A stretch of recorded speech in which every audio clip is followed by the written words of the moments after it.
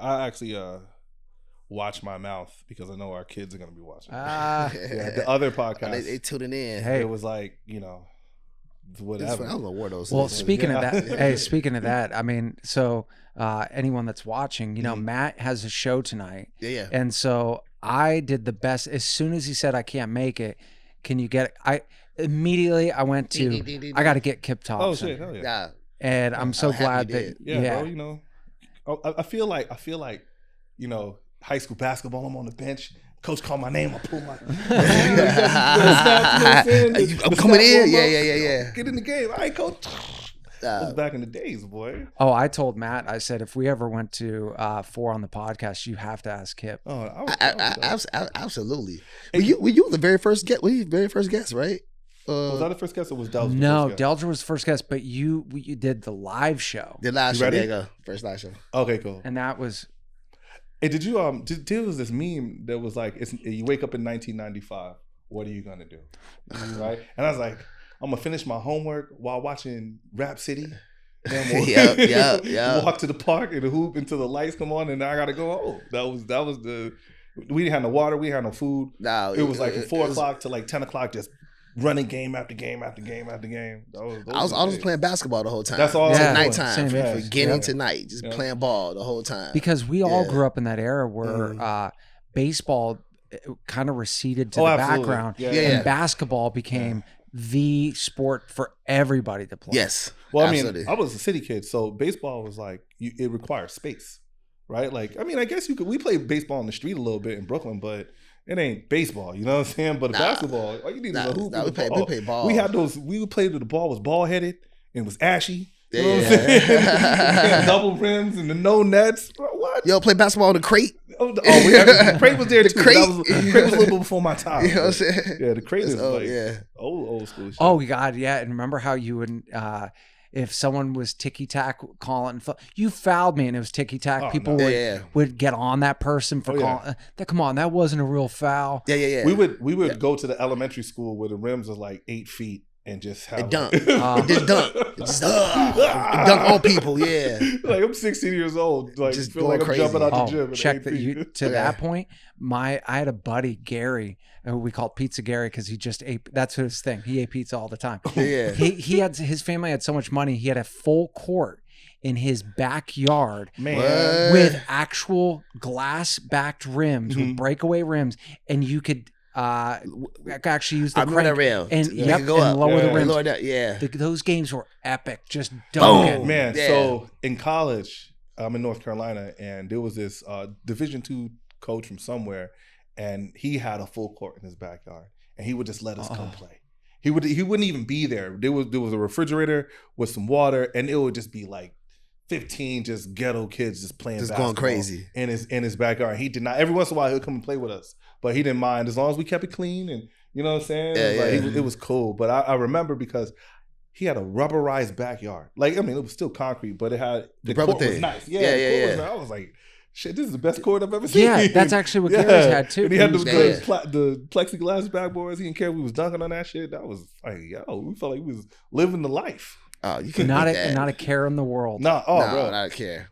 It's this weird dichotomy, right? Like when you're young, you wish to be old. Yeah, right? Absolutely. But then when you get old, all you do is dream about is being young, right? And that's true. When you're young, you don't have enough life experience to realize that old is kind of old kind of fucking sucks. And then when you're old, you don't realize that you wasted all that young time wishing that you were old. Oh, yeah. Right? My mom used to always tell me that, don't rush to get old. Yeah, don't rush to get old. No, man. When I got old, I was like, damn, you're right. And then the kids in the tribe, right? Like my buddy has a 14-year-old, and I was thinking about it today. I was like, holy shit, Soraya would be in the 8th grade. She'd be sitting right there. Like, oh man, I'm old. Fuck, I was there when that little baby was born. You can mark your life by the little kids in the tribe, right? You want to talk about my water bottle is older than any student at LeConte. Crazy.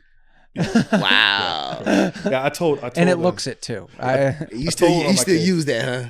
Oh my God, you should see it. It's not even white anymore. It's a grayish yellow.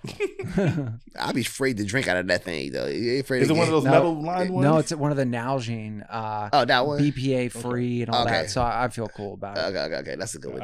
That's a good one. But now you got me worried. When I sold my condo, I had cleaning up my closet, and I was like, yo, I got all this fucking Fat Farm shit in here.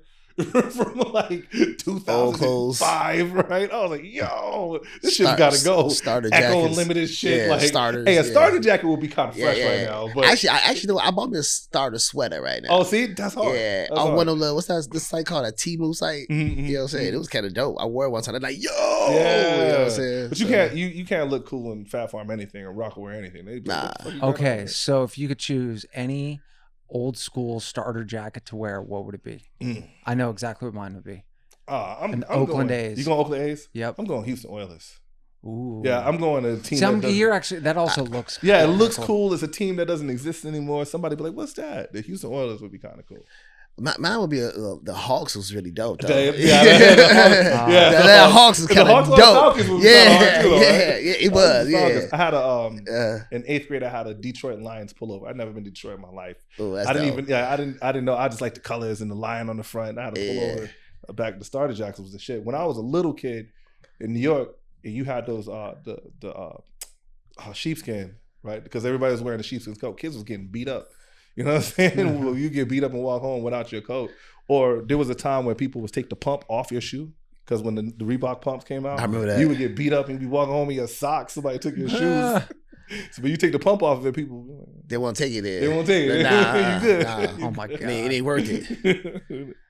dude. I can't. I remember because the pumps would cost so much. Oh yeah, yeah. It's so separately. Yeah. Like what was the original retail price? That's a good question. The Nike pump is what Woody's character was wearing in White Men Can't Jump. Oh yeah, yeah. It's a good movie. That was the pump. Yeah. Now the pump was the shit. I'm googling it. I got to see what it was. And that shit was actually dirt cheap now. Because Reebok technically went out of business. Are Reebok's out? Yeah. Oh, they technically, you can still buy the shoes. Yeah. God. How much? No wonder why people were stealing them. What? The original price. What do you think it was? $100. Nope. 500? Nope. But more than 100. $150. $170. Damn. Wow. Back then, dude. We're talking about 86. 1989. Damn. Wow.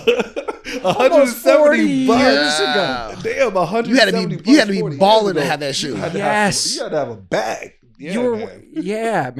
Man. Yeah, that's a big deal. That's a shoe. Yeah, that's a shoe.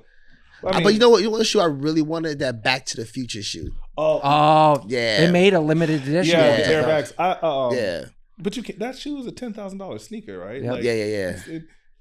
It's dope. Don't get me wrong. It's dope. Yeah. It's a flex. I know somebody that rides a motorcycle in them shits. Like, all right, bro, you just showing off. the Fear of God shoe is kind of like that. You ever heard of Fear of God? Oh, I remember those. Yeah, their shoes are kind of, like those shoes. Yeah. All right. So speaking of that, going back to like grade school, middle school, and all that, other than clothes, it just made me think, what did you really want to be when you were 12, 13 years old? Oh, bro. I know exactly what I wanted to be. What do you want to be? Dude, baseball player. Really? Yeah. I even so much so that I had Jose Canseco's autograph, and I used to practice my autograph in the same style as Jose Canseco, that's pretty cool. because I was hoping that one day, and I just wanted to make my dad proud. Yeah. You know. That's dope. That's dope. It's funny. My first sport was baseball, but I didn't play baseball very long. And in Brooklyn, we had all these little track teams in the city. But when I got out here, at 12 years old, I'm in the 7th grade or so. If you ask me, I'm going to the NFL. I'm going to be NFL. I'm going to be a running back because I was a track guy and like, nah, bro. There's nothing else. I'm not doing anything else with my life. 2 broken ankles later, torn hamstring, smashed shoulder. I teach 8th grade English. Now, did you run track in high school? Yeah, and in college. Okay. Wait. What topics? What are we talking about today? We're flowing with it. Oh, we going right now? Yeah. Yeah. We've been going. Snap. For, I thought. You ain't know was recording right now? I thought we was gonna have some. He's like, bro, we wasting time. What we doing here? Oh man, damn, that's bad. That's why I was also getting into like, hey, what did you want to be? When I you were thought I was gonna be a professional athlete. I was gonna play football. Okay, so I gotta ask. Be real. Okay. What was your best 40 time? 4.4. Dude. Yeah, I ran 4.4. Yeah, that's good time. Wow. I mean, I was also that's NFL 215 pounds. So like, I ran 4.5. And then you think about that is like at a 4.4, that's probably without all of the stuff that kids are doing now with the training and everything. So there's a major difference between like high school training and college training. And we trained a lot in high school, don't get me wrong. But even track training was different. Like we went from doing a bunch of 2-legged stuff to a bunch of 1-legged stuff. And like what does that mean? Like if we're doing plyometrics and we're doing box jumps, we're doing 1-legged box jumps. Like if we're doing like traditional squats, we were doing front squats, basically on pistol squats, basically, right? Okay. And training in high school was hard, but training in college is really an attempt to separate the athletes to see who will be strong. Who was really gonna and it was also to see who was going to actually commit to the program, right? Because what ends up happening is that they're kids that are not as skilled, but they can lift like crazy, right? And you see that kid and you start feeling insecure, like, damn, he might take my spot. So you just go lift with him or you go run with him. And there's a strength and fitness coach. So, that's in college, it was a little more serious, right? Mm-hmm. High school was serious, but it wasn't the same. But college also y'all work out more than once a day too. Absolutely. High school, you Coach work out twice a day. Yeah, we had to eat something every 2 hours. Like we go to the office, get a protein shake. Yeah. You know what I mean? Like, he always, it was every 2 hours you had something in your hand. You was consuming something. Because it's going to burn up so many calories anyway. Absolutely. Yeah. But, college days, man. But in high school, middle school, 12 years old, what did you want to be? Man, I played both basketball and football. Mm-hmm. You know what I'm saying? I just wasn't too big for football. Right, I was kind of skinny. So I get popped all the time. But I was fast. Though, and in the 90s, the rules were different. Yeah. The rules were way different. Like, I would play safety, right? And coach would say, take the penalty. Yeah. Because they wouldn't kick me out. And Chris is running the slant. I'm playing safety. Oh, no, I'm not running the slant. I'm not running the slant. Blind side of giving a snot bubbler. Now he's not playing football anymore. He's playing please don't hit me. Every time he runs in my area, he's running like he's over there. So like it ain't like that anymore. Yeah, but in high school too, you play on both sides too. Yeah. You play offense and defense. Offense, defense. I mean, I played basketball all through high school also. I played basketball in college, but I didn't play college ball. Okay. Right? Like we was on the intramural teams and we would go run and when they had open gyms, but there just wasn't enough time in the day to do all three. And I was a pretty good basketball player, but I'm only 6'2". So when you get to 6'2", it's short in college. You know what I mean? Like in high school, I could run and I could jump, so I would play the 4 or the 5. Right? Yeah, easy. Yeah, easy, right? But you get to college, man, you body up against that dude that's 6'8". My brother went to University of Wisconsin, right? Mm-hmm. He played football well, really good cornerback, right? Mm-hmm. My brother's only 5'10". You know what I'm saying? But he had a full scholarship for the University of Wisconsin. Wow. And he would stick these 6'8" dudes. And it wasn't working out. Yeah. You know what I'm saying? Yeah. Yeah, so, that's one of the things that I don't think that we impress upon kids being an athlete, right? But you go, at some point, you're just going to be limited by just how tall you are whatever. And because the level of athleticism that you need once you go up the levels, because there's another guy that's 6'6" that can do what you can do at 6'2". Like, it's a different league right now. Well, the thing is that you can't teach 6'6". It either is or it is not. Yep. Right? Like a coach will take an unskilled 6'6" player versus a skilled 5'10" player. Absolutely. Because I would rather coach him up and like kind of retool him, build him up and get him out there, because you can't teach it. Like we had a linebacker in college. This kid, I was playing at Pasadena City. This kid was a bounce back player. He was supposed to be at USC or something, but grades were terrible. He literally quit our season in the middle and went and played pro in Canada. The kid was like 6'2", like 260, ran a 4.4. I watched him catch a pick one hand in the game. He's playing inside linebacker, jumped up, caught the pick one hand, hurdled this dude, ran over the quarterback, and 60 yards later he was dancing in the end zone. I was like, oh, that's different. Yeah, that's an athlete. That's different. Yeah. Right? So, Hey, I had that experience freshman year of high school.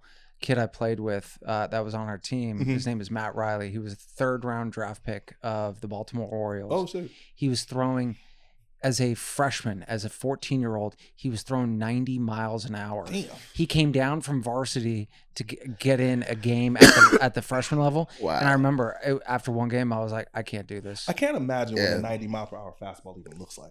Yeah. You can't even see it, right? No. It was unreal. And by the time he was a senior, he was throwing like 97, 98. Oh, wow. It was unreal. But baseball is one of those sports where they pull high school athletes out a lot. Right, like I remember like I think Kevin Garnett was the first one I remember, and then Kobe Bryant came after. Right. I think they were the last class. Yeah, they were like the last class. There was a school. couple other guys that came out. Was that Jermaine O'Neal? Yes, thank you. That didn't go to college, but he sucked. He ended up sucking too. Yeah. But baseball, you know, people would get drafted out of high school all the time. Right? Yeah, absolutely. And it's interesting that you bring it up because, bro, baseball is the most boring shit on TV to watch. Yeah, 100%. You have to be into the game. You have to watch it. But also, too, another note: baseball players the most not athletic. Yeah, you know, you can have a gut and still be a good baseball player. Yeah. It doesn't. But that's why when you get guys that are like super athletic, they just shine.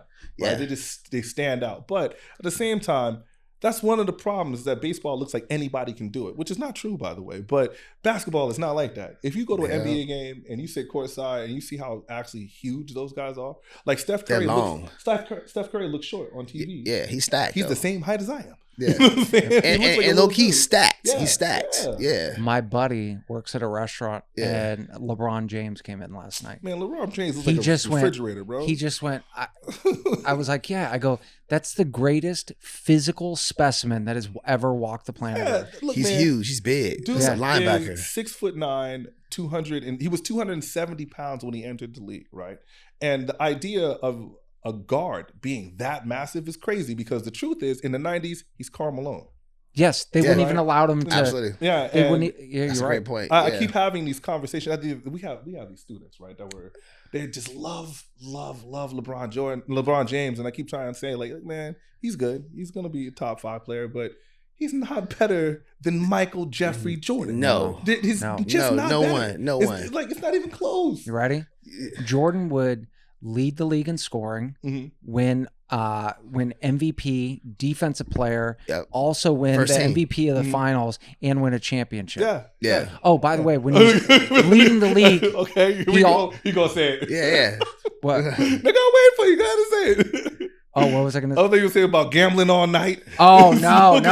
And the thing that people also forget, you ready, is that not only would he average over 2 steals a game, guys, he would average 6.5 rebounds, 6.5 assists. Yeah. So when they go, oh, he didn't pass that much, I go, he nearly averaged 7 assists. Yeah, he passed when he had to. And if the 3-pointers would have been as prized as they were back then as they are now, he would have been a knockdown 3-point shot because of sheer will. Yeah, absolutely. Yeah. But I mean, like, Michael Jordan is like the last era of actually position basketball. Like at the beginning of 2000s, the beginning of like the positionless basketball era. Yeah. Like now you got guys like Wemby handling the ball. Yeah. Wemby's like 7 foot something, right? The 3 or something. Yeah, it's the reason why LeBron James can flourish, because it creates matchup wise, it becomes a problem. Like he's 6'9", and the dude that's playing defense on him is 6'4". Dude playing defense on him is like 185 pounds. LeBron is just gonna bully him every single time. And the thing I think that, and I've never really heard a commentator talk about this, but I think the reason why that is now, it's the Euro game. Because in Europe, they didn't teach people like, hey, remember Arvydas Sabonis, right? He was a broken down guy when he came into the league, but like the guy could dribble, he could pass, because they're teaching you how to be a basketball. The fundamentals. They're still doing fundamentals. Right. Athletes nowadays, Americans, we just pure athletes. Overseas is the fundamentals. And they master the fundamentals. And I think that's why you're going to still see, like, now when I think it was last year, there was only one American player on the NBA first team. Wow. Yeah. So what does that show you? American players actually have to catch up with the fundamentals. The game is actually changing, and the ratings for the NBA is down. Because because the storylines aren't necessarily there anymore. Like the idea of a dynasty that people could get behind has faded away when players want to play with each other. There's really not too much challenge. If you want a championship team, you can kind of create a championship team. Where back in the 90s, and it's so weird when I say the 90s or even the 2000s, people will be like, why? They act like it's the 1940s. I think you told me to watch my mouth. I'm sorry. They act like it's the 1940s. But the point is that, yeah, man, if you want, look what happened. LeBron James bullies the whatever happens, and Luka Doncic is now a Laker. And towards the end of the season, right before the playoffs, it's not like AD was a bad player, but that's done on purpose. Whereas Michael Jordan wanted to play against the best. There was still an element. He was looking forward to it. He wanted to. Yeah, because that's how you build a legacy. These days, these guys will hop from team to team just to get an opportunity to win a championship. So there really isn't anything to get behind. There really isn't anything to get behind. Like now, the closest thing that we have to teams that have built from the ground up, for the most part, right now, you got the Boston Celtics. Mm-hmm. You got the guys out of Oklahoma. Mm-hmm. I mean, that team is just like all their draft picks. And then you're going to start seeing it again with the Spurs. Yes. Yeah. But I mean, I think that the NBA, of course, will recover. It's just that the idea that you could have a favorite player that played a position, and these positions had like personality, right? Like, because I'm from Brooklyn, right? So those old Knicks teams were these big, mean power forwards, the Charles Oakleys, the Anthony Masons, Patrick Ewing's in the center, and just like they're just throwing people around. Anthony Mason looked like he killed dudes for just the fun of it. Crazy. Yeah, right? He's like, what are you doing last night? I just break necks, bro. Yeah. Yeah, man. Anthony Mason. Yeah, Anthony Mason bro, was one of the scariest looking dudes. That dude was terrifying. Yeah. But see, the 90s, man, they used to get abused, man. You go to the cup, you getting beat up. Yeah. You know what I'm saying? Fouls, they really fouling you. They were still able to hand check. Yeah, right? yeah. So what's interesting is that guards don't give their back and dribble backwards up the court anymore. Because the only reason why they did that is because the hand check was prevalent. Now they can't hand check. The guard can stand in front of the defender and dribble for a half hour. Like this. And make him trip. But back in the day, that didn't happen because they could just push you back and just keep pushing you back. Yeah. So what guards would end up doing was backing in from the 3-point line or from half court if somebody. That's what Luka does all the time. That's what Luka does all the time to protect the ball. So and also something, and I know we'll talk more about education in this. Something that Luka does that I think is so amazing is he has the ability. He doesn't banana cut anything, and he creates enough space, and then he's just playing angles, and he's great at getting people on his back and sealing. Because he's not a fantastic athlete. He's just playing chess. So it's interesting that you say that. It's interesting that you say that because like he's not a fantastic athlete in comparison to the fantastic athletes of the NBA. Yes. But what that does is it gives them more longevity because athleticism is diminishing returns, right? Like there are guys like John Morant who's a jump high, run fast kind of guy. Yeah. But that doesn't last forever, right? Luka is going to be able to play. He's basically playing old man ball out there at a very high level. Ball. Yeah, at a very, very high level. And his career he's going to be more productive for longer because like you get those super athletic guys and they're kind of a flash in the pan. But also on the reverse of that, he's also bad at defense. Man, it's the worst defensive. In the NBA. I mean, you're right, but he's like one of the worst defensive players in the league. Most of the people that can score, they still good at defense to a certain degree. Luka defense sucks. The scores this season. That's another thing is that the defensive specialist is kind of like becoming extinct. Like back in the day, you would have somebody that was a rebounding specialist, that was a defensive specialist. You put that guy on the best score, and then maybe you can hold him to 30 points. Maybe you can hold him to 25 points. We just got to keep him from scoring 40. Yeah, actually, when I think about that, I go. So at the point guard position, at all defensive teams, maybe someone like a Patrick Beverly, right? Yeah. And then off guard, maybe Gary Payton Jr. The mitten. By the way, if I could get a T-shirt, I'm telling you straight up, that's the only basketball T-shirt I want. I want Gary Payton Jr. and I want it to say the mitten. The mitten. Yeah. That is the glove. He was a beast. He was a beast. Yeah. And he talked junk too. He'll talk smack to you. Oh yeah, you talking about Gary? Yeah. Oh yeah. Yeah, he'll come at you. Yeah, it's interesting how much talking happens in the game. Like, and I think that the NBA has for a long time been like this kind of polished type. It was almost like gentlemanly, right? And then Allen Iverson steps on the court with his tattoos and his cornrows, right? And then people start paying attention, and these guys are talking crazy on. You the court. Talking practice? Like, Like I've never seen someone so perplexed. Bro, that is what do you say? We sitting here. I'm supposed to be the franchise player, and we ain't here talking about practice. That's one of the greatest sound bites ever. Not a game. We talking about practice. It's one of the greatest sound bites ever. That's funny. Yep. That's funny. How the hell can I make my teammates better by practice? Yeah. Could anyone figure out that he was going to end up losing all of his money? But he spent all of it besides the Reebok money. True. Did you guys hear about the Reebok money? He had, he had an accountant that set up like an account that he couldn't touch. That was the Reebok. Yeah, really? Yeah. He had. So he was straight there. Yeah, he was straight. He basically went broke, but his accountant was like, he was talking to look. I know you're gonna go broke, so what I'm gonna do is I'm gonna put a little money aside. He's got like $10 million. Like no, it's like 40. Still, that's like oh wow. Yeah. It's because it's basically just been, I think, like accruing interest and all this stuff for him, and he had to wait till a certain age to get it. Right. That's dope. That's so smart. It's interesting that we're talking about Allen Iverson, right? Because we said something that we mentioned practice, and this guy posted a pro homework post on his Instagram, and the damn comments went crazy. He was saying why students need to do homework. What did you say? Because people were mad at you. So all I said was, there's to the people that want to abolish homework. Let me ask you, what else in life can you get good at without practicing? Because when you and then I go, because when you see every time you say, oh, we need to abolish it, all I hear is you're like Allen Iverson going, you talking about practice? Are you putting two together? Yeah, you put it together in the video. And then I said, yeah, you never heard Michael Jordan doing that because he showed up before practice, practice, and then stayed after. Yeah. And oh my God, I had no idea that there was a small but very vocal part of the United States that thinks that you are the homework Hitler by giving kids homework. Wow. Yeah, the comment section was amazing, right? It was like, yo, if my kid is at school for 6 hours, why do they need 8 hours? 8 they hours. Would say 8 hours. Whatever it was. Why do they need to do homework at home? Wow. That's just so stupid. Yeah. You're like, then you've never been in a classroom and see what your kid's actually doing. Yeah. Because if you could get 45 minutes of pure laser focus of a child, the amount of homework that you'd actually need would be next to nothing. Yeah. And sometimes the kid want to do homework if they learn it. They want to do it. I think that says a lot about parenting and how things have changed, because we're talking about being excellent. We're not talking about we're talking about practice. No, we're talking about being excellent. We're not talking about being average. If we're going to be average, cool, you can do the status quo. That's fine. There's nothing wrong with that.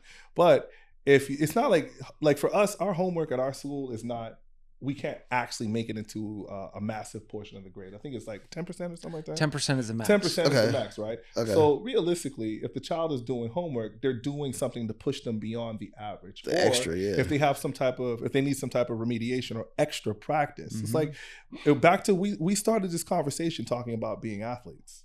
And there's a difference between the guy that says, yeah, I play basketball, and that kid that has his basketball and he lines up his cones, he's got his phone out, he's looking up drills, and he's practicing all the time. There's a major difference. And like, you read those comments, it's like, so you want your kid to be average?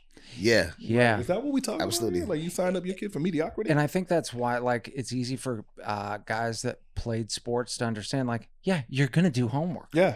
Because you don't want to just be average, and it was also weird for me to see stuff like, people saying, like, they need to do things like read.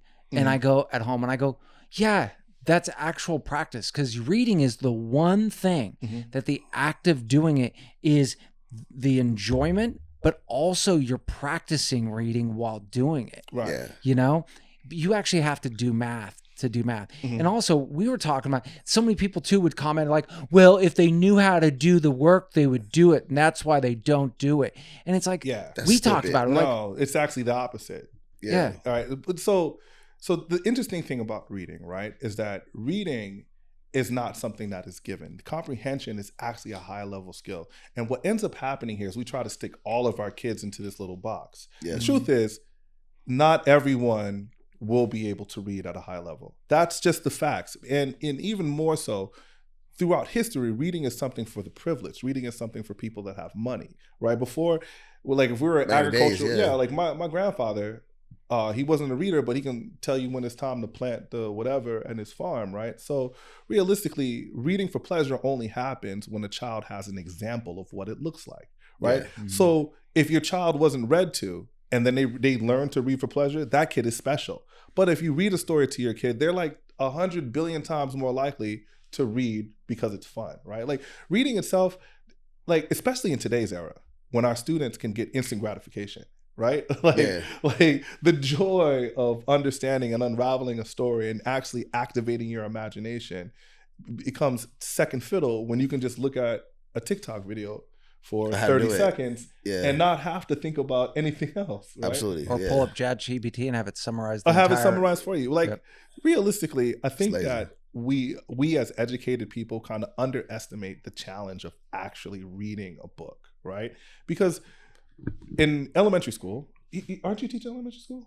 No, I'm doing theater. Oh, you're doing theater. Okay, so elementary school, from pretty much kindergarten to third grade, all books have pictures, right? Mm-hmm. And it's very simple. The dog jumped over the hole. It's a picture of a dog jumping over a hole, right? Teaching the child to use imagination. They go from reading sentences to paragraph to novels in the fourth grade, right? Yeah. To novels. Yeah. I remember my teacher handed me C.S. Lewis's The Lion, the Witch, and the Wardrobe, right? And she hyped this shit up like it was the greatest thing. She was like, yo, there's a pan. She explained he's half goat and blah, blah, blah. There's a witch, there's a lion. I'm in there like, oh, this shit is going to be great. It's going to be epic. Handed me the fire, bro. Handed me the book. What did I do? First thing, what am I doing? I'm looking for what? Pictures. I'm looking for the pictures. I was like, hold on, man.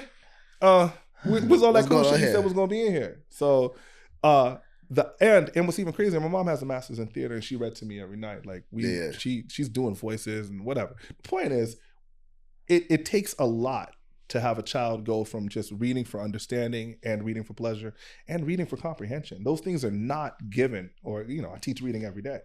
And I remember, like, there were times where I would have to read an entire, as a kid, I read, but I didn't understand a single thing. And I would read the entire thing again. But I really wasn't, I don't know about you guys. Yeah. I didn't really get into like reading per se until high school. Me too. Yeah. Me too. I hated reading. Yeah. See? I would have to read it over and over again because I had a focus problem. Right. You see what I'm saying? I had to be super quiet, nothing around, just to read. And that's how I used to be. It's interesting. When I was a kid, comic books, because the comic books has pictures, and a lot of the comic books have elevated vocabulary, right?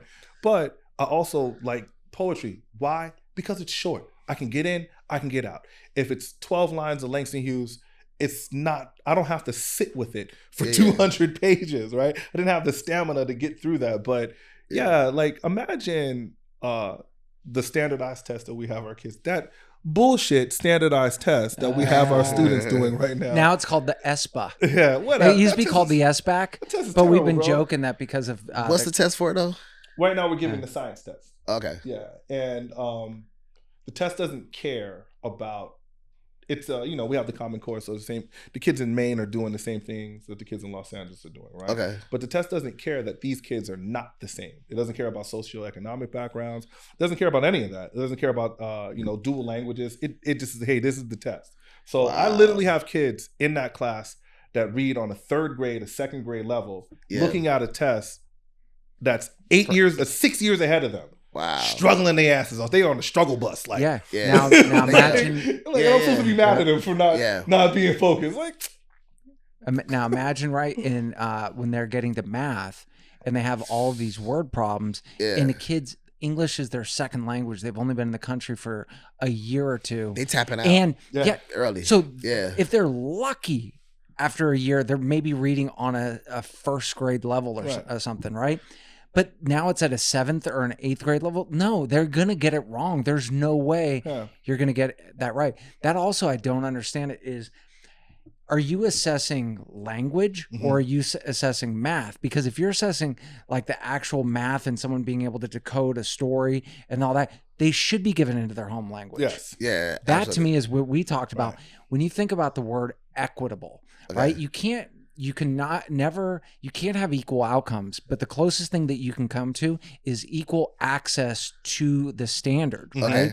And that, oh my God, man, when I found out, like, I got passionate about it. I went, wait, you're telling me you're not going to allow kids to take it in their home language? That's so stupid to me. Stupid, Well, I mean, learning, right? The truth is, I think I say this all the time, right? If the kid could do it by themselves, they wouldn't need us, right? Yeah. But the facts are, back to your point about homework, they are the teacher. All we do is get information, whether they like, it's a two-way street. I teach, you learn. That means learning is a verb. That means you have to do something. If you're not doing something, then you're not going to progress. And you have to be willing to make the mistakes. Mistakes is a part of the problem, and mistakes are actually amazing. Like what happens is the self-esteem kind of gets, because all of us remember thinking that the wrong answer is bad. And we remember feeling bad because we got the wrong answer. And that is counterproductive to the learning process, right? Like, how many times have you had to put something together and you was so focused, then you had to do it again. Yeah. And then you had to do it again. But eventually... But you do it, you're like, oh, I feel good. Yeah, and eventually you got it together, right? And we should be approaching education in that manner, because the truth is, we all talked about not liking reading in the beginning. That's also something that's developmental. Right? Like I can focus on some shit now that there's no way on earth you could ask 16-year-old me. The 12-year-old that wanted to be in the NFL, bro, you can't ask him to read Macbeth. Are you crazy? You know what I'm saying? I'm trying to watch. That was me. Yeah. You know what I'm saying? I'm trying to get home and watch Batman and the animated series. What are we talking about? Right? Yeah. Mm-hmm. Well, you talked too about the getting something, right and doing it wrong. Like I try to really impress upon the kids is, because they know about like Facebook and Instagram. And I go, Mark Zuckerberg is a billionaire. I go, but what you guys don't see is that we judge, I've said this to them, we judge someone's success. We don't see all the failure that it's taken to get there. Absolutely. So you got to get rid of that idea. He's tried to launch so many products, or heck, there was something even before Facebook that we all know from the movie, right? That he tried to launch that didn't work and then ended up becoming Facebook. Well, even Edison, right? When he's working on the light bulb, he actually stole the filament from a black man. But when he's working on the light bulb, Edison's like, I never failed. I just found 1,000 ways that wouldn't work. There you go. Right, because it's not the one time, it's not the 1,000 times that didn't work that everybody remembers, right? It's back to being an athlete. We see these guys on the grand stage, but we don't see them working out and running. And Michael Jordan's shooting 600 jump shots. So I always ask my students, like, what are you doing to become excellent? Because the most valuable, non-replenishable resource that we have is time. Absolutely. And at 13 years old, they have more time than we do. Absolutely. So, and you don't have any bills. Remember, we talked about it earlier. Like when you're a child, you wish that you can grow up. And then when you grow up, you wish that you had some more time. And it's like, well, did you really spend 8 hours on TikTok this week? What if 20 minutes of that 8 hours was used to play the guitar? Right? Yep. Used to do something that you said that you loved, right? Yeah. Like our school has a bunch of soccer players. Right? Okay. Our kids like to talk that shit like, yo, I'm gonna play soccer. It's like, you don't really play soccer, bro. Like, you just like to talk about playing soccer, because the real soccer player's got his ball with him all the time. The real soccer player doesn't care what people think about him when he's out there practicing by himself. It resets by himself, just playing, And that goes back to what homework looks like. Yeah, I was thinking about it, like, you think about the first time that you were shown a crossover, right? And how to do it correctly. And you just fumbled it. Oh, absolutely. But then you slow it down, right? And then eventually you do it right one time and you're like, but it still feels awkward. Yes. Right? And then you go, but I know I'm doing it right, but it still feels awkward. And then you do it again and then again and again and again. And then before you know it, those pathways from your mind, your body, whatever, it doesn't matter if it's writing, if it doesn't matter if it's math. And then eventually it gets to a point where every kid that goes, oh, this is so hard, goes, it's so easy. I can't believe I just didn't get it. Yeah. And I go, that's all life is with so many different things. The magic is like patience plus efforts always equals results.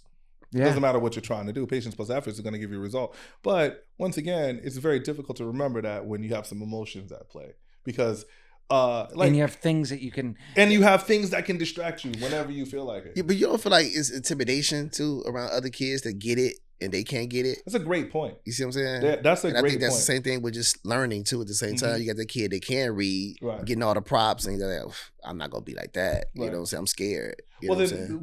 The idea of praise or praising for, because man, you got to get a W. When you get a win, you can kind of get the momentum going, but you can't have a child that feels like they're defeated every single time. And that, like, just like you pointed out, the defeat might not come from the instructor. Yeah. The defeat might be internalized from the other child, because all the kids know the smart kid in the class. Absolutely. All the kids know, and then they'll think that he's smarter than me. Yeah. And it's like, no, smart is what smart does. Right? Absolutely. They'll complain about not being able to, do the 7 times tables. It's like, you don't know the 7 times tables because you don't do the 7 times tables. Yeah. Absolutely. You don't know it because you don't practice it. And you'll never know it until you practice it. That's why one of the things too that I really try to stress with kids is that it's all about the behaviors that are needed to succeed. Like my buddy Julian, who ended up playing basketball overseas that I grew up with, he sent me this thing recently, and it was this one basketball coach, maybe a college coach or whatever, and it said, you can always control your effort. Oh, absolutely. And I went, oh, that's such a great line. You can always control your effort. Yeah. And I look at that with kids. There's one kid I got in my first period class, struggles with math, but you know what he does in every class? He participates. And every time I go up to him, I go, hey, I know it. I know this is hard. Yeah. But the fact that you keep on participating while other kids stare off into the distance means you're going to get better over time. Yeah. Absolutely. You can't get better with just not doing anything. It's interesting because I have pretty much every 8th grader on our campus. I teach English language arts. And because our special ed students have been mainstreamed, they're supposed to be integrated into our classes, and that didn't work. They basically dumped all of them into one class. Yeah, absolutely. Right? Which is weird, but there's another teacher in that class. The point is, I have a kid who he has a phenomenal intellect. He's a bright kid.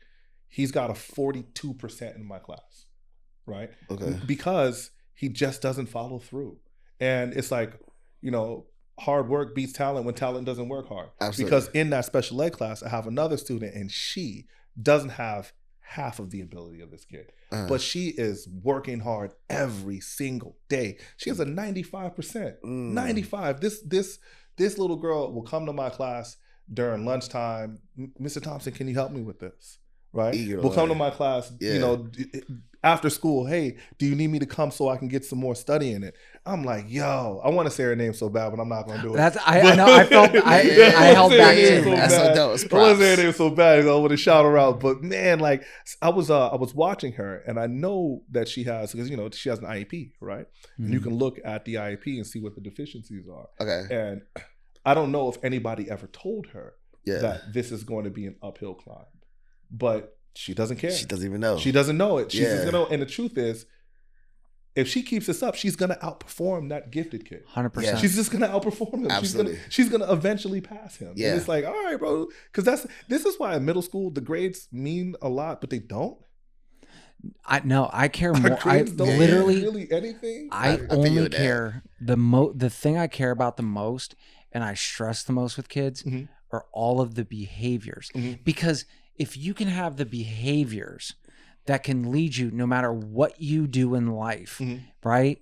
You're going to be fine. But if you don't develop those behaviors, those habits of mind, all of it, you're going to struggle in life. Right. It's just a fact. And like you said, that kid, he will get past. Oh, yeah. He's gonna. Yeah. But this is about effort, right? And it's so interesting how poetic this works out, because we first started talking about athletics, and all of us played athletics at some point in life. But there's something that happens when you're training. There's something that happens in your brain when you're running and you're tired, you're done, and your brain wants to quit. You want to quit really badly. But then you got to ask yourself, are you a quitter? Yeah. And if you say no, you're going to take another step. Yeah. Right? Like you're going to, like, all of us have been to muscle failure before, right? We've been there. And there's something that happens in your brain. There's a confidence that's built because there's nothing to be afraid of going to that place again. And that is imperative when it comes to like learning. The child has to get to a place where they say, well, I know what I don't understand and I know what I do understand. And being in this place is not necessarily scary, right? Like, but once again, get out of there. Yeah. Once again, it's very difficult to get a 13-year-old who's got a pocket computer. You understand that? And now if he's, the boys or girls by 7th grade, they're just thinking about dating and all the stuff that goes with that. I can't, do you remember what life that's what's funny to me about middle school is you see literally the last part of childhood with the 6th graders. Yeah. They don't get the certain stuff, like 7th graders are in another world compared to them. They're so, hey, how are you? Blah, blah, blah. And then because that brain hasn't been activated yet, puberty hasn't really hit. It just stuck. Man, I find myself in my classroom feeling like Dr. Phil Like it is always the little girls, right? Always like, he cheated on me, Mr. Thompson. I'm like, no, he didn't, right? Like in my head, I'm like, look, man, like, because in my head, I don't even remember my 8th grade girlfriend's name, right? And I have to remind myself that this is their first time feeling this way. Yeah. Right? 3 years prior, the kid is 10 years old and boys are still gross and girls are still gross. This is their first time. So what they're feeling is actually real. But we're talking about what high school are you going to go to? I'm going to go to Hollywood. What high school he's going to go to? He's going to go to Bernstein. So you mean to tell me that that's a long you mean to tell me that you're going to stay with this kid? He's at a whole nother high school. You're going to get to a high school where there's all these other kids and you think that you're going to remember him? Yeah, it's right, done. right, Yeah, you're going to forget about him. You guys are a mile and a half apart. You're teenagers. That's a long distance. It's a long time. It's a long distance relationship. Especially, without a car too. You're not driving. Out, but you know what's actually really quick? What's amazing to me is watching the development of girls socially compared to the boys. Girls are trying to figure out boys, and they're thinking about like stuff that boys are just goofy video games. I have to tell the girls that the boys are dumb. Because the girls will get emotionally wrapped. Don't get me wrong, the boys do this too, but the girls do it at a higher rate. And it's like, look, man, unfortunately, he's still a boy. Yeah, he doesn't know. But he's not. He's just like 2, 3, maybe 4 years behind you developmentally when it comes to being in a relationship. And they're like, they're consuming all this media about what does it mean to be a girlfriend, and like it's so weird. She's like, "That's my man." I'm like, "That's disgusting." He's not thinking about. He's thinking about his Xbox at home right now, or he's thinking about his homeboys. Yeah, like, that's what it. they think. Right? Hanging out. He likes you. He does, but he doesn't know what that means. Nah, not at all. 14 years old. Yeah, he just wants to play video games and goof off about fart whole jokes. A 13-year-old, an 8th grade boy is an idiot. Yeah, and it's okay. It's okay.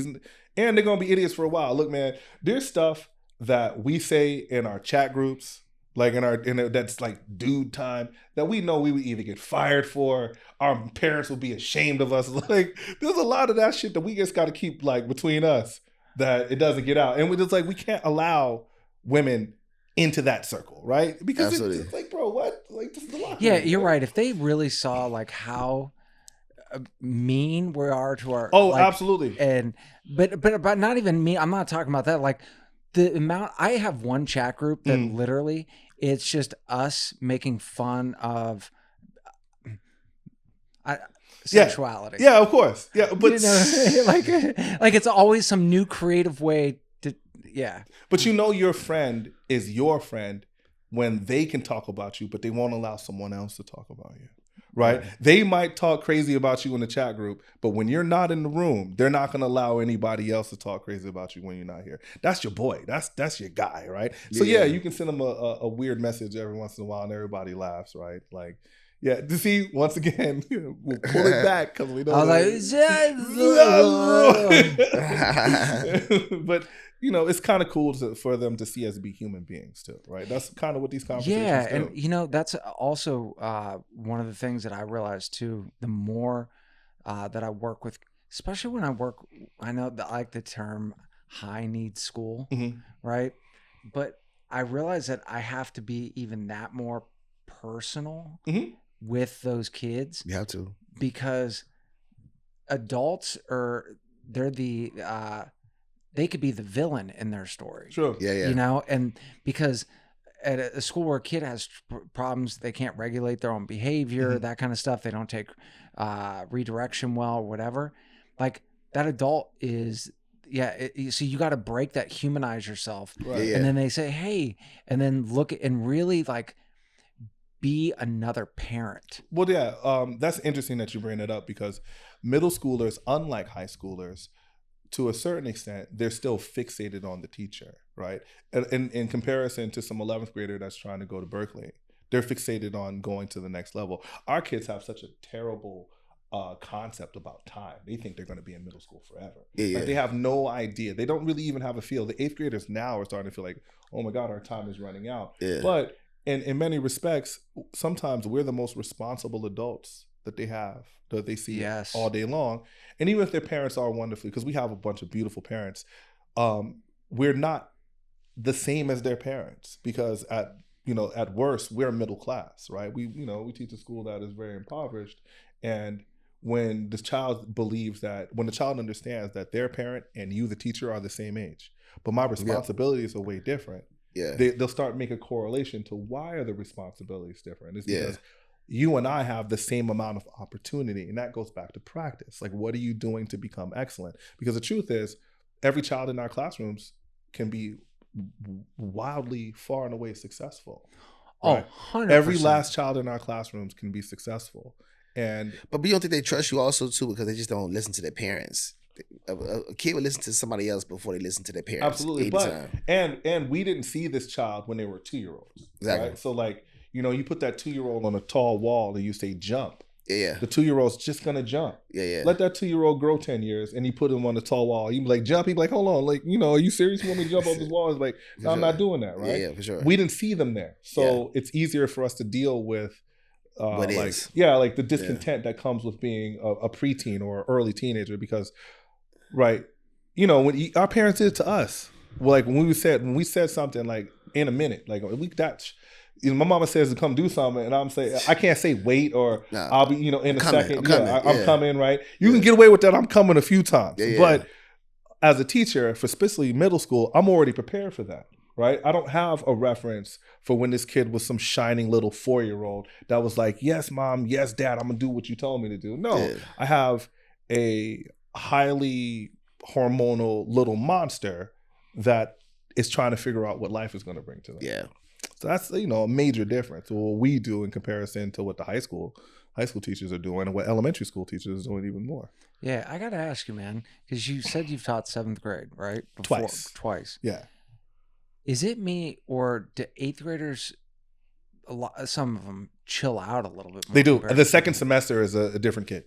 Okay. The second semester. So, man, I got to remember, I'm trying not to say the same things over and over again, right? Yeah. Because the 6th graders come to our campus. Like, when you did you go to middle school or junior high school? Junior high school. So was it 7th and 8th? I did both. You did both? Yeah. So because I started out at one junior high, and then we moved, and then it became a middle school. Yeah, I went to a junior high school. We just had 7th and 8th graders. There were no 6th graders. The 6th graders were still considered elementary school kids. So when they went to a different school, right? Yeah, they went to a different school. They're still at the elementary school in the neighborhood. Yeah. So what happens here is when our 6th graders get on campus, they're still really sweet.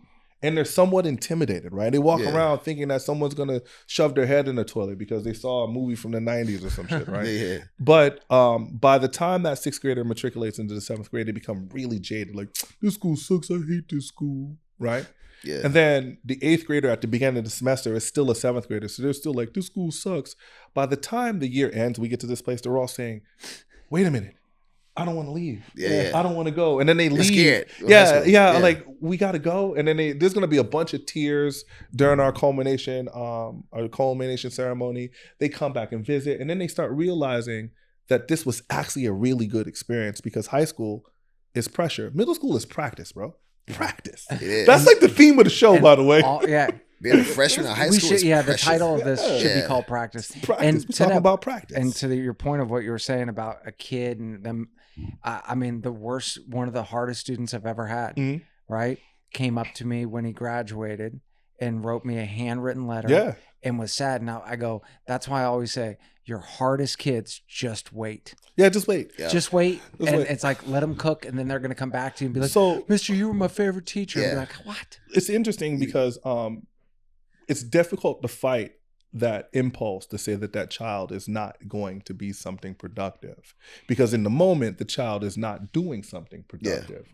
And it's also hard not to compare that child to other childs that were children that were far more productive, and not to compare them to you, right? Absolutely. Like, that's not how I grew up. I got my homework done. Yeah. Maybe I did. Maybe I cheated on my homework, but I still got the shit done. The point is, specifically in middle school, you can't tell, right? Yeah. That feeling in the moment is just in the moment, because that child can do a horrible job in middle school and it's still possible for them. Is it likely? No. You got 9 Fs in 6th, 7th, and 8th grade. No, it is not likely that you're going to do well in high school, because dropping out actually starts in middle school. Yeah. You get tired of it. Yeah. So, you got to LeConte, our school, you get to 6th grade, you don't do any work. right? We move you to the 7th grade because we have social promotion. Yep. You get to 7th grade, you don't do any work. You get 9 Fs. And then you get to the 8th grade, you're not really ready to be in the 8th grade. You just stop going in the 10th grade because you can legally drop out of school at 16 years old. But I also have students that were literally that, and then they went off to college and have these wonderful careers. Like something in their brain clicks, something happened. Yeah. So. And to those students, that's why I say if someone doesn't want to learn, then my job is just to make school a friendly place for them to come, because Absolutely. You never know when something's going to click in that kid's brain, and you never want them to have, I hate school in general. I have a student this year, and he's a big kid, crazy personality. Like, I don't want to describe him too much because everybody know what I'm talking about. But I think I already know. This kid confided in me. Like, I was like, man, why didn't you finish your assignment? Like, what the hell? He was like, this is after school. I ran into him, and he was explaining to me that he has these very unique problems in his life right now. And I was like, yo, I'm trying to figure out if I was 13 years old, if I could deal with that. And then the truth is, my stupid ass project is not more important than what he's dealing with. Yeah, right here, right now, real time. I'm over here in 8th grade English. He's like, wait a minute. Yeah, man, I got some real life shit going on, right? And I was like, when he confided in me, I was like, oh man, yeah, bro, your grade really isn't that important, and I appreciate you, allowing me to understand these things, right? Because the truth is, from the outside, and I can't see in. I'm just gonna report what I have, right? Hey, bro, you didn't do what you was asked to do. You're gonna fail. So I had to give the boy a mulligan. Like, you be high, man. We get one more shot at it. Yeah, but you had to respect the kid. Yeah, but that kid probably super mature too at the same time. Absolutely. Mature, you know what I'm saying, for his age. Well, so we have the east side of Hollywood is an interesting place because when people think Hollywood, like, we all have family that don't live in California. Right. Yeah. So then the perception of Hollywood is that it's glamorous. That's what I thought. Yeah. That's how I moved out here. Yeah. Right? And then you get on the east side, which is 2 miles from where we are now. We're on the Sunset. We're not even on the Sunset Strip. We're at the end of the Sunset Strip. Right. Still real pinky up over here. But the point is, 2 miles east of here, there's a homeless epidemic. Yeah. 2 miles absolutely. East of here, the poverty level is crazy. Yeah. Because rich people don't live in Hollywood. Yeah. They work in Hollywood, but then they drive 4 miles west to Beverly Hills or 2 miles south to Hancock Park, right? Like, rich people don't live in Hollywood. Like, Hollywood is filthy. Crackheads and homeless people. I think Hollywood used to be the thing a long time ago with Hollywood, but then that changed. Those days are gone, man. Like, some of those buildings I got built in the 1930s are now like roach motels and overpriced apartments and shit. You know what I mean? Like, it's so many homeless people in California. Yeah, just LA all over. Well, I mean, you got to think it's kind of easy to be homeless in LA. Yeah, it's warm. Yeah, like, it's warm. Yeah, it's not gonna get below 65 degrees out here. It's literally, when you guys think about it, it's almost perfect year round. Oh, absolutely. Yeah, we're so blessed. Yeah, absolutely. Yeah, I was reading a story in my class, and there's a winter scene in the story, and I had to remember that none of my students own a coat. Like, none of them have a coat.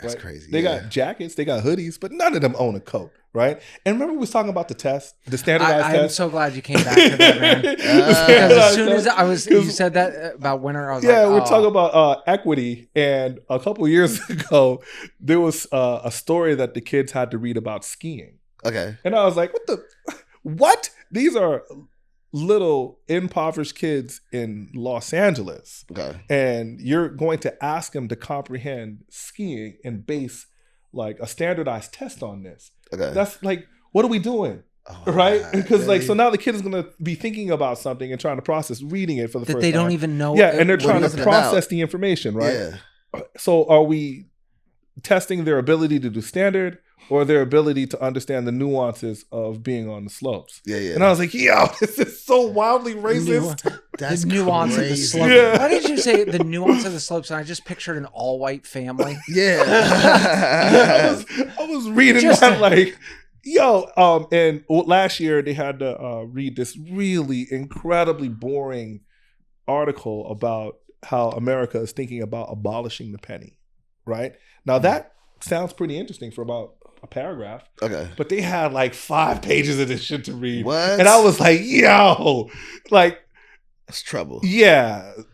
The people that make these tests are not considering the child, right? They're not considering, because if we gave them the same thing based on some type of anime, a lot of our students would do really well. Yeah, and I think that goes back to practice. Is that at the same time they got it. Talking about practice.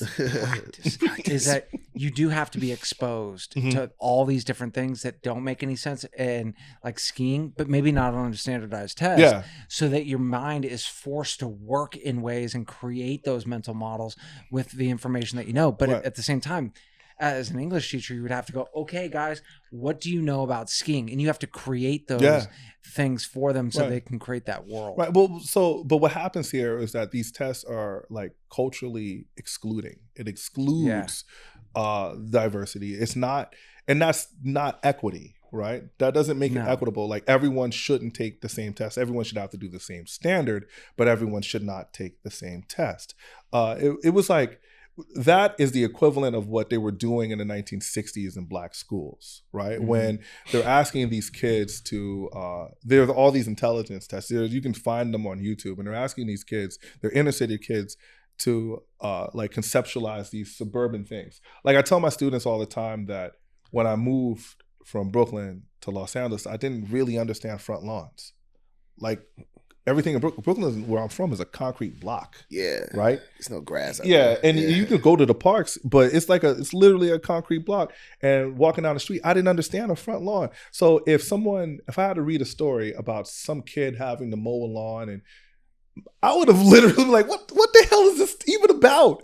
Because I don't have the cultural like reference point to even articulate what I'm reading, right? It doesn't make any sense. So yeah, equity is not about making everybody do the same thing.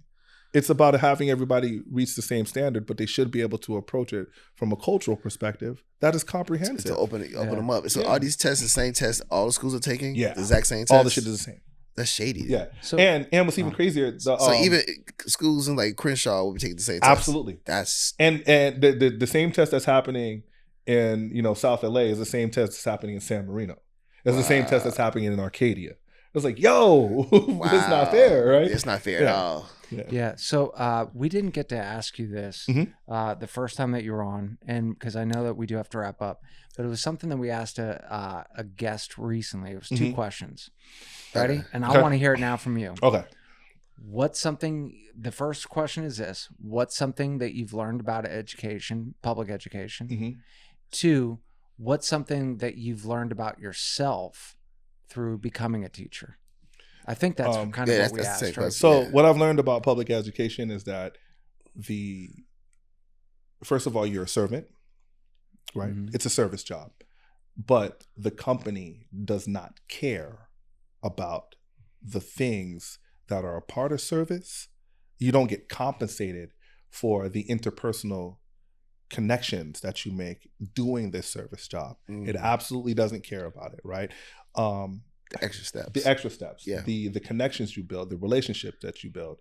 And they will actually siphon all of your extra work out of you and then toss you away when there's nothing left. This is why teachers become jaded. This is why that handwritten letter is like, it's like playing without the basketball. It's like moving around on the court, right? You're a great basketball player, but that shit don't show up in the stat book. So what I learned, to answer the first question, is that it requires more of you than just showing up and presenting the curriculum.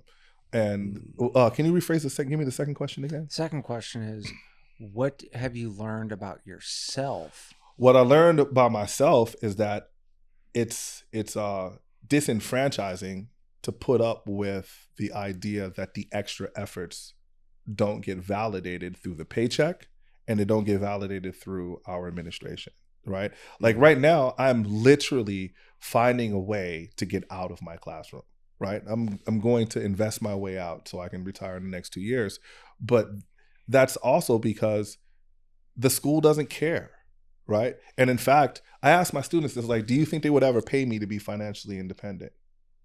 The answer is no, they will never pay me to be financially independent, no matter how excellent I am at doing this job, right? The truth is, if we as educators do a great job, it makes all of society better, right? Absolutely. And if they paid us more, they could actually hire more excellent teachers. This is a job that people take when they don't get that other job that they wanted, right? Mm-hmm. So there's a lot of mediocrity in the classroom. But if this was something competitive, like some of these coaching jobs back to sports, then yeah, you would get teachers, because there's teachers across the world that are all-stars. But that's the problem. So what I learned is that I'm kind of over it, right? I'm kind of over putting up with the idea that someone is going to basically take from me, but we don't even really get pats on the back like a good job. We pat each other on the back, but they don't care. It don't show up in the paycheck. They use y'all up like the military. Yeah, that's exactly what it is. Yeah. And you think about how other comparably educated professionals, how much money they make now. Mm. We have an amazing amount of free time. Yes, we do. It is May 1st. By the time you see this, it'll probably be some weeks in May, and we are all counting down. Right. Absolutely. So when that summertime comes, like most teachers, you can make some money in this job. I'm not going to sit here and act like, there's no money out there. We don't work the same amount of hours. But the emotional toll, the emotional investment, like I was actually really disappointed that some of my students didn't turn in their final projects. And I went home just down and disappointed. And I'm like, wait a minute, man, they don't pay me to feel sad about this shit. They don't pay me. They don't pay me to feel sad about this. And somebody like, Mr. Thompson, are you okay? I'm like, yeah, I'm all right. Because you got to take a deep breath and say, yeah. You got to learn how to let it go. You got to learn how to let it go. Yep. Yeah. You got to learn how to let it go. Well, guys, this has been awesome. Yes. And I want you to know, brother. Kip, every time that one of us is out, I think you're probably getting a call, dude. Put me in the game, coach. Yes, bro. Yep. Back to the idea of practice. Yeah, because I'm practicing, coach. Put me in the game. No. All right. Thank you, everybody, for tuning in. We got Zoe, Kip, and myself. Hey, see you next time. Absolutely. Peace out.